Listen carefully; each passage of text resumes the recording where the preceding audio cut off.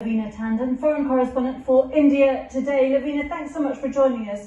The farmers have got a lot of support within India and around the world. Why is the government not backing down? Because, there's a clear worry for small farmers in particular that they're going to lose their jobs, lose their land, lose everything.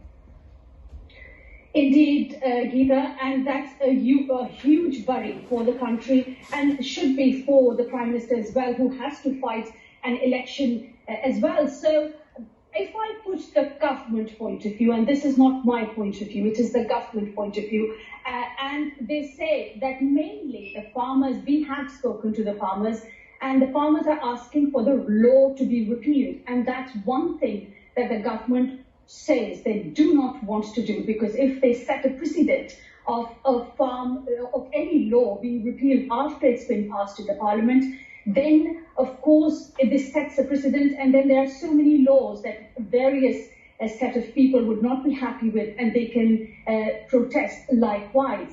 So that's their point of view. They say they are ready for amendments, we are ready for suspension, but we cannot repeal the law, and that's where I feel the deadlock really is. And what about the government? The government say that they are still going to keep the minimum payments to the farmers. So why is that not enough to protect farmers in the future? Why are they still worried? The farmers are worried that this MSP, which really affects the three major regions that are protesting, the Western UP, Haryana, as well as Punjab.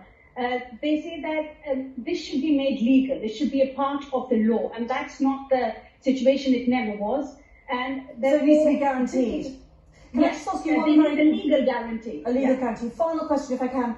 There have been some, criticism that these protests are not throughout India, they're just mostly in Punjab, whereas that these protest movements that might have started off as genuine worries by farmers have been sort of infiltrated and given extra legs by Khalistani separatist organisers, international money flooding in, that want to destabilise politically the current government. Is there any evidence of that? Is there any truth in that?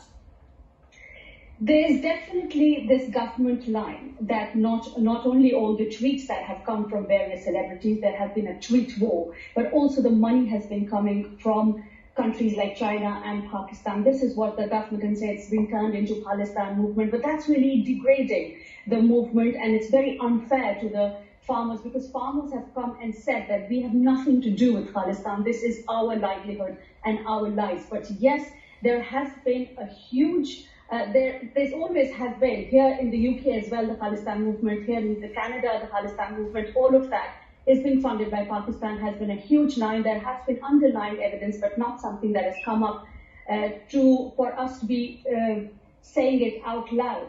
But this is definitely a government line, but it's unfair if we colour the whole farmer movement with Khalistan movement, because they are absolutely and totally different and separate. No Khalistan movement in there, really.